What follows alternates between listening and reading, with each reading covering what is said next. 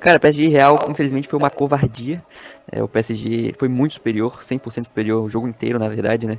Não tem nem o que falar. O destaque do Real Madrid não teve ninguém, mano. Só o Courtois que conseguiu fazer uma defesa e mesmo assim tomou 4 gols. O Valverde ainda foi um melhorzinho, mas não cantou nada, né? E de resto, mano, ninguém do Real Madrid conseguiu fazer nada. O time do Real tava perdido, o Xabi Alonso também. Temos que falar sobre o nosso querido Kylian Mbappé, que desde que ele chegou, e o Xabi mudou essa tática, né? Acabou o time do Real Madrid. O Real Madrid foi um time totalmente diferente do que foi quando melhorou na fase de grupos mesmo, né? Então, realmente foi decepcionante o Real Madrid tomar 4 do Paris Saint-Germain, mas é mais mérito do Paris Saint-Germain do que demérito do Real Madrid, porque o Paris Saint-Germain é muito forte. Só o Botafogo fez gol até agora. Ou seja, o time chegou na final e tomou gol só do Igor Jesus no campeonato inteiro. Isso é absurdo, moleque. E destaque do Paris Saint-Germain, acho que é todo mundo, tá ligado? Não tem muito o que falar, mas enfim, acho que o Dembélé fez uma excelente partida, o ataque em si, né? O Kvaratskhelia também jogou muito, o sistema defensivo funcionou perfeitamente. E esse é o PSG que a gente tá acostumado a ver. Pra mim, um dos melhores times desse século.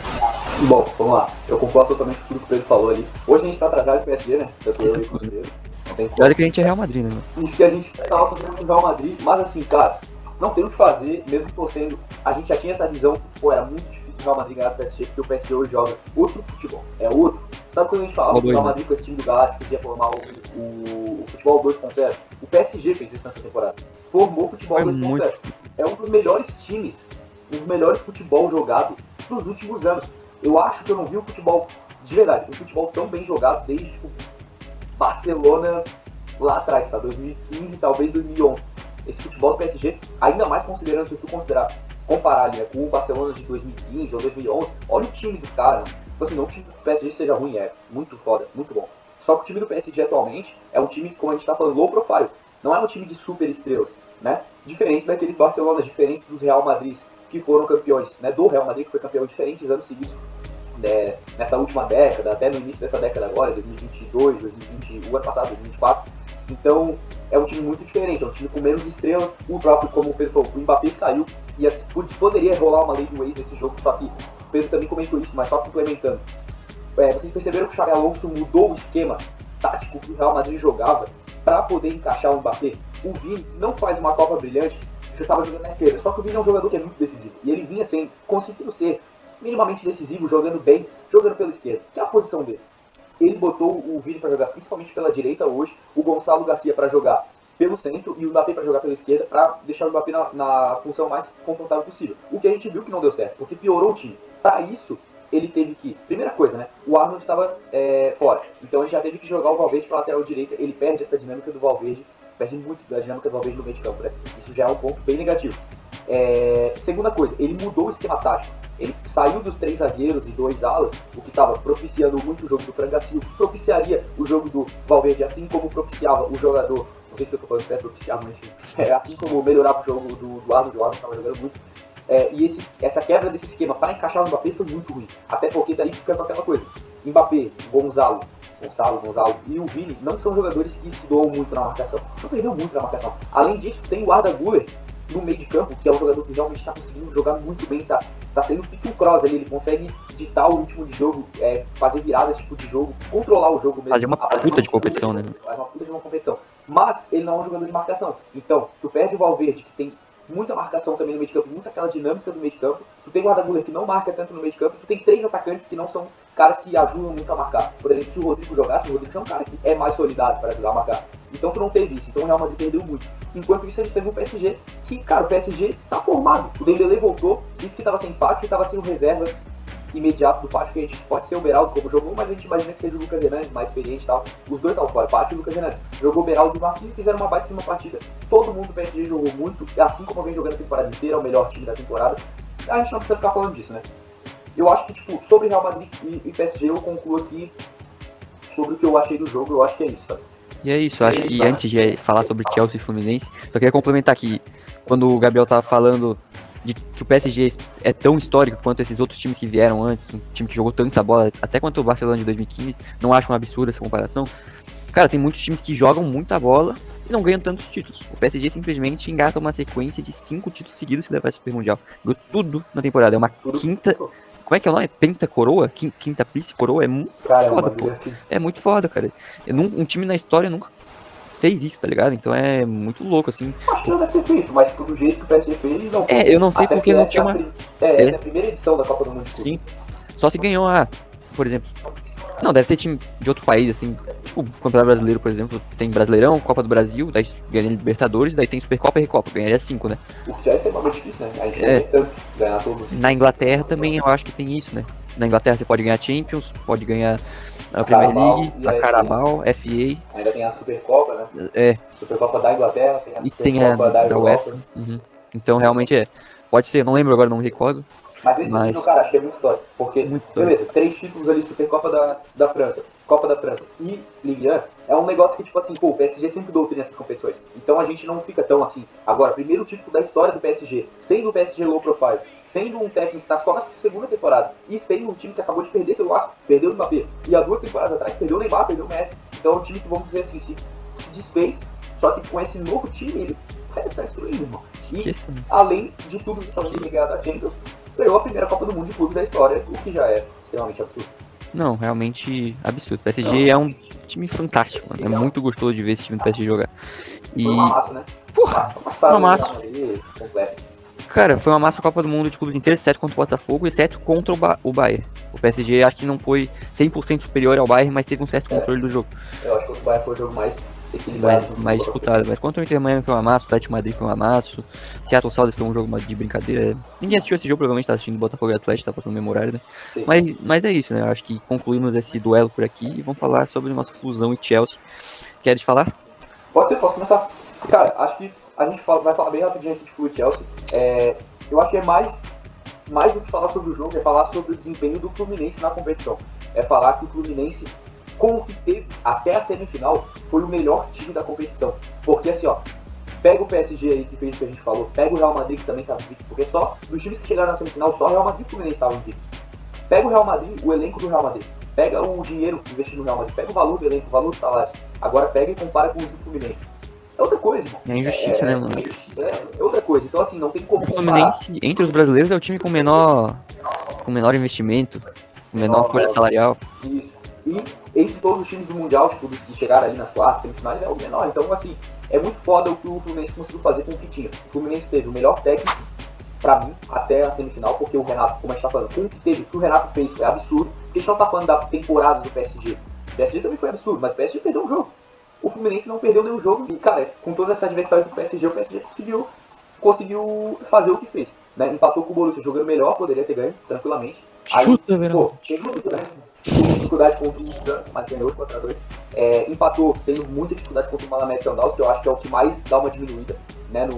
É o pior jogo. Assim, um sufoco ali, né? Uma agonia de não se classificar, mas o Fluminense ainda assim...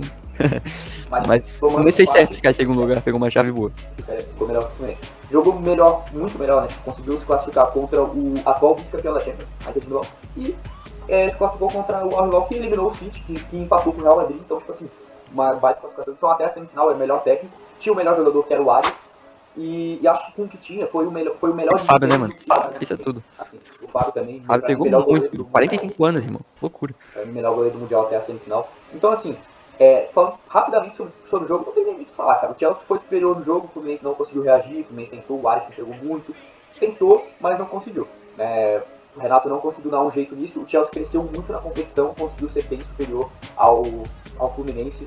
Não tem muito o que falar, assim, o Fluminense foi eliminado, acho que justamente o jogo. Teve a polêmica ali da mão, que até agora não sei dizer com certeza se eu acho que foi pênalti, se eu não acho. Eu acho que se fosse a favor, se fosse tipo esse pênalti, fosse uma mão do Fluminense contra o Chelsea, eu diria que não foi pênalti. Por isso que eu não vou botar minha mão no corpo pra dizer foi pênalti sim, porque se fosse o jogador do Fluminense... eu também acho que não foi pênalti, mano. Não foi pênalti, tá ligado? Apesar que se a bola bate no braço do cara, é foda, né? Mas o braço dele tava colado e a bola vem em direção, tá ligado? É um lance muito... Mas o único ponto que eu tenho sobre isso é que assim, ó, a gente tá muito acostumado a ver, e deveria seguir esse padrão europeu, geralmente o VAR não interfere nesse tipo de lance que é interpretativo. E, cara, esse lance foi um lance interpretativo que o árbitro interpretou como pênalti. Não sei se cabia o VAR puxar essa chamada ao VAR, sendo que era uma interpretação.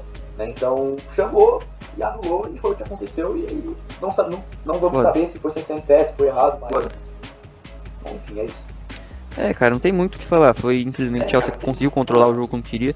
Na minha opinião, o Martinelli foi um jogador que fez muita falta, essa ausência dele no jogo. O Martinelli é um cara que era... Samuel Xavier também fez muita falta. Os dois, eu acho, fizeram muita falta, né, mano? E eu acho que o Martinelli é o coração do time.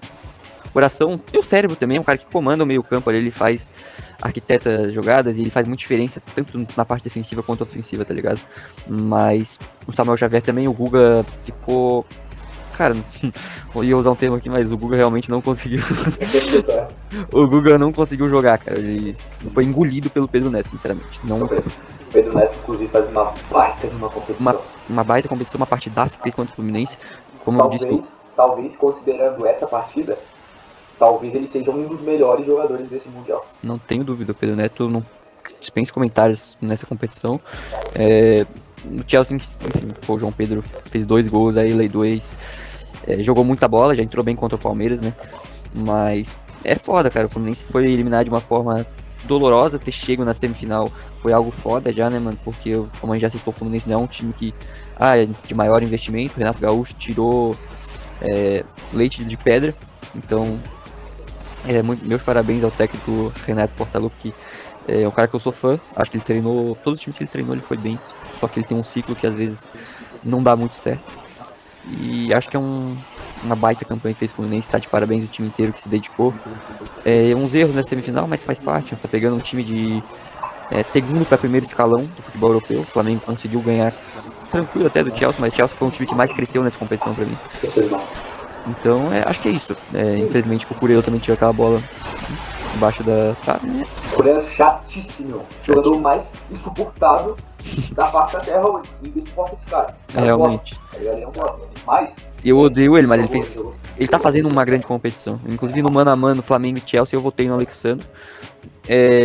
Isso é algo que eu já não votaria hoje em dia, porque eu acho que depois desse Super Mundial, o Cucurella conseguiu se provar mais. E fez uma grande competição. É um jogador que bate chato pra caralho. Eu não gosto também de jogador. Mas tem que concordar que é um jogador muito bom na parte defensiva, né, cara? Cara, eu acho que sobre Flu e Chelsea é isso. A gente falou sobre as semifinais. Agora só puxando aqui rapidamente. A gente vai falar rapidamente porque a gente vai fazer um outro vídeo aí. A gente vai fazer um mano a mano sobre... Posso falar como é que tá no roteiro aqui? Oi? Posso falar como é que tá no roteiro aqui? O nosso análise final. Então eu vou falar só assim, né? Só o Chelsea... a palavra. Exatamente. O Chelsea vai... Cara, absurdamente, tá? Absurdamente, infelizmente. Bom, se os caras meteram 4x0 no Real Madrid, os caras meteram 4x0 no Real Madrid, os caras meteram 4x0 no Atlético de Madrid, os caras meteram 5x0 na final da Champions United de novo, o que vocês acham que eles vão fazer com esse máximo respeito ao Chelsea, que foi um time que cresceu muito, mas pegou uma chave tranquila, pegou Benfica e 2 brasileiros, né? Irmão, o PSG vai destroçar o Chelsea. A gente já falou que a gente vai fazer o mano a mano e vocês vão perceber isso no mano a mano. Porque o mano a mano vai ser postado nessa. Cara, a gente não gravou o mano a mano ainda, então a gente tá com muito medo de ficar. A gente não sabe o que vai dar, né? A gente ainda não pensou, tipo, quanto que vai dar o mano a mano. Mas a gente já tem uma ideia, né? Só a gente escrever o roteiro do mano a mano e pensar, mano, pô, esse cara contra esse cara, pô, tá maluco. Esqueci tudo. Mano, a gente nem vai falar sobre muito esse jogo, a gente só deixa aqui falando que a gente já sabe que o PSG vai ser campeão. Inclusive, o Futebolístico cravou isso quando a gente fez o vídeo pré-mundial. Ranking Super Mundial. Caralho. Acho que foi, a gente gravou isso do Mundial, só que a gente postou no primeiro dia do Mundial, acho, né? Ou um dia antes. Cara, foi no dia, mano. Foi no dia, foi no sábado, mano. E a gente falou, o nosso palpite foi PSG campeão. E a gente não mudou isso. Inclusive, depois da derrota pro Botafogo, a gente comentou e a gente continuou falando que mesmo com a derrota pro Botafogo, a gente achava que o PSG ia ser campeão, não falou, Pedro? Falamos. Se vocês quiserem puxar, então puxa o nariz. Nós estamos na frente dos rivais. A gente tá analisando o nosso. Esqueça tudo. Então é o seguinte, mano. A gente não vai falar muito sobre esse jogo. Daqui um dia depois ou 2 dias depois que vocês estão assistindo esse vídeo, vai sair o mano a mano. Então fiquem ligados no Futebolístico, não percam, isso é um conteúdo de qualidade. E é isso. Eu encerro minha participação por aí. No estúdio ou não, a gente tá sempre aqui e vamos fazendo nossas análises que vão ficar na história aí. Vocês estão vendo. E é isso aí, rapaziada. Tamo junto, segue pra mais. E até o próximo vídeo. Tamo junto. Até o próximo vídeo.